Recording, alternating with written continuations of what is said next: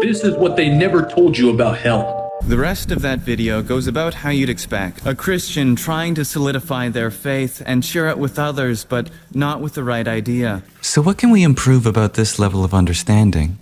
Well, for one, it creates fear, and it also takes attention away from your present life and onto an afterlife.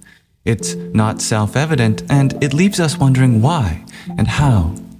Well, what if I told you there was a way of understanding which creates acceptance, gives back value to your present life, is self-evident, and leaves us with understanding?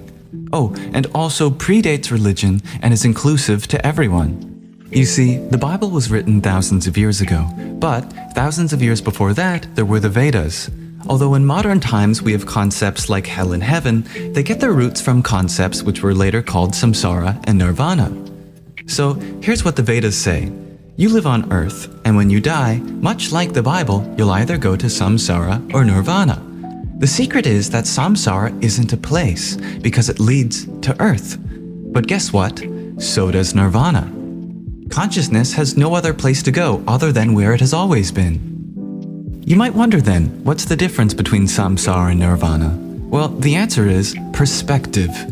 As you know, although we all live on the same planet and often go through similar things, one person might look at rain and say, "Ah, heaven on earth," while another experiencing the same thing says, "Life is suffering." All it takes is perspective to transform samsara to nirvana, hell into heaven.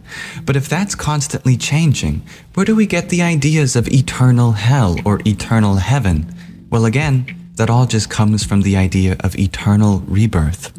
As you already know, it is our actions that are said to lead to hell or to heaven. But without understanding, you're left with why or how, who decides this, and for what purpose? These are good questions, but I hope you see that it is obvious when you notice that if your actions cause suffering, you create your own hell.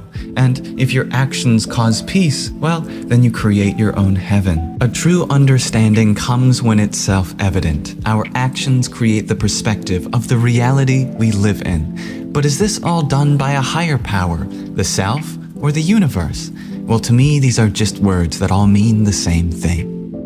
You see, my friends, religion is not about causing fear for our own righteousness. It is about causing peace through sharing perspectives. These perspectives are not right or wrong by themselves, but they do shape our actions. And it is from these actions that we may create a life of suffering or heaven on earth. So if you found this perspective insightful, and you know someone that would benefit from a more understanding perspective, please, it would mean the world for you to share that with them. That way, we'll know what to remember when we hear stuff like this.